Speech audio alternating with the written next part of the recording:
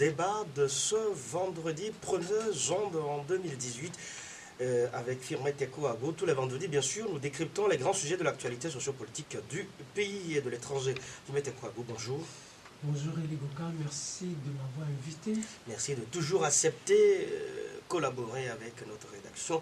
Firmin Teko Agbo, nous commençons par le social. Eh bien, ce mandat de Faure Eswazina Gnassingbé est placé sous le sceau du social. Et Faure Gnassingbé, on le voit, beaucoup plus présent sur le terrain en fin de mandat, de son troisième mandat bien sûr, beaucoup plus présent sur le terrain. Inauguration ici et là, Faure Gnassingbé est beaucoup plus proche de sa population ou de son peuple. Je veux juste dire deux choses. La première chose, c'est qu'au début du mandat de Faure Gnassingbé, il y avait une certaine précarité dans le pays. Et je me rappelle en 2015, quand on allait, 2015-2016, quand on allait sur les médias, quand on venait ici, on critiquait avec véhémence le président de la République parce qu'on se disait qu'il n'était pas présent sur le terrain.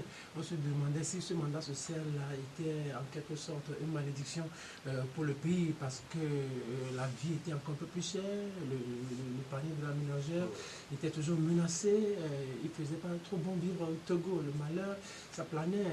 Sans oublier les grandes sociales. La grande sociale à l'époque, mais aujourd'hui on voit un Faure Gnassingbé un peu présent sur le terrain. Moi je vois au-delà de tout ça une certaine attitude politique.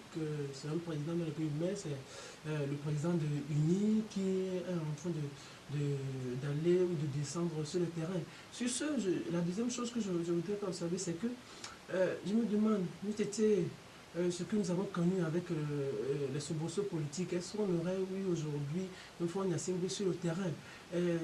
N'oubliez pas que le discours de Faure Gnassingbé au début de l'année a prouvé en quelque sorte que les cris de la jeunesse étaient un peu entendus. Parce que c'est un discours qui parlait beaucoup plus de la jeunesse.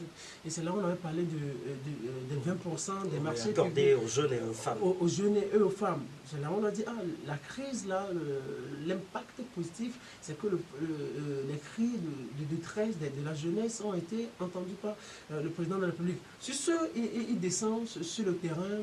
Vous le voyez ici.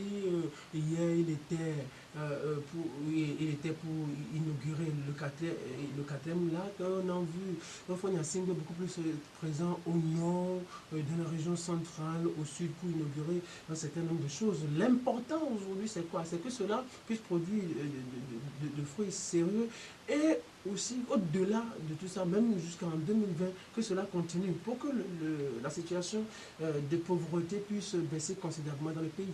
Eh bien, Firmin Teko Agbo, vous le disiez tout à l'heure, hier, Faure Eswazina Gnassingbé a inauguré le 4e lac au Togo ici pour Marc Vizy, qui est l'ambassadeur de France près le Togo. Ce projet témoigne de l'emblématique volonté du gouvernement de travailler pour le bien-être des populations.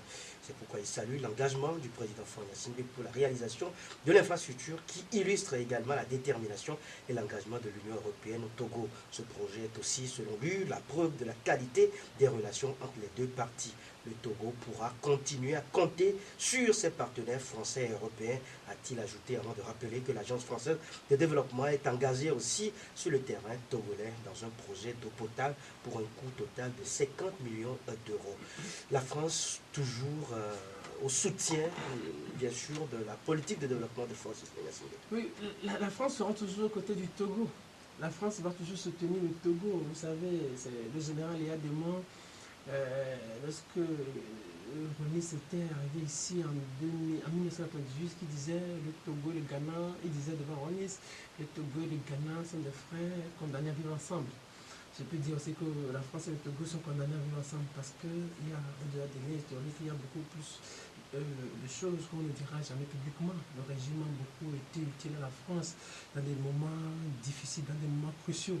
Sur ce, la France n'abandonnera jamais. En tout cas, pour le moment, la France ne cessera jamais de soutenir ce régime. Une chose, c'est la Bible qui les a inspirés. Ils ont appris à donner. Parce que le fait de donner, ça vous ouvre des portes. Le fait de donner, ça fait du bien à autrui. Et c'est pour cela, dans la plupart des projets, dans la plupart des sociétés, des entreprises occidentales, il y a toujours un volet social. et toujours un volet social. Tout ce que nous avons avec les droits de l'homme, tous les financements des droits de l'homme, ça vient de l'Occident. Il y a des associations, il y a des entreprises qui envoient ça à des églises, il y a des associations qui envoient ça à des organisations chrétiennes. Il y a toujours une ligne sociale. Il y a toujours une ligne sociale. Et c'est cette ligne sociale qui est envoyée aux organisations chrétiennes qui envoient tout ici. Vous savez combien de projets finance l'Union européenne sur le plan des droits de l'homme, sur le plan social.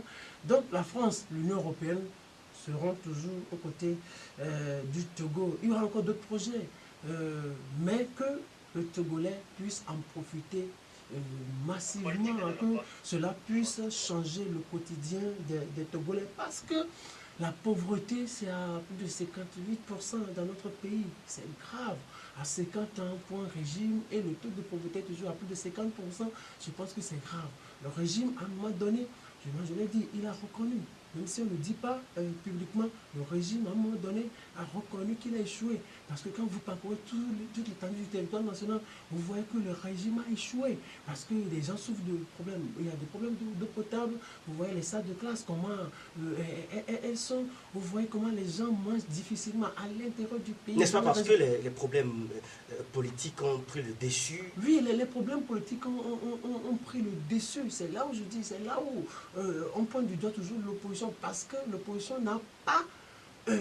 l'opposition a toujours dans son viseur le fauteuil présidentiel. L'opposition s'est toujours braquée sur la personne d'Yadema pour succéder à Yadema, ce qui était grave. Alors que on pouvait suivre à l'époque ce que Ninevi avait dit, la démocratie d'abord. La démocratie d'abord, ça impliquait l'organisation des élections locales, la démocratie d'abord à la base. Si depuis les années 90, on avait misé sur les élections locales, on avait misé sur la démocratisation entière du pays, je pense que la donne s'énoncerait aujourd'hui autrement.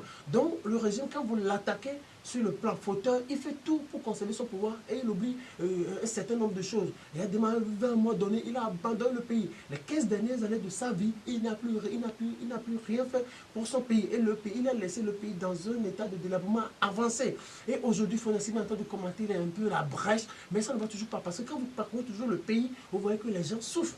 Les gens souffrent sérieusement sur toute la ligne du territoire national. Et je continue mon raisonnement, je dis, le régime a reconnu qu'il a échoué. C'est pour cela qu'il fait tout pour que les élections locales soient organisées. Parce qu'il se dit, 50 ans, nous avons été seuls, en guillemets, aux responsabilités.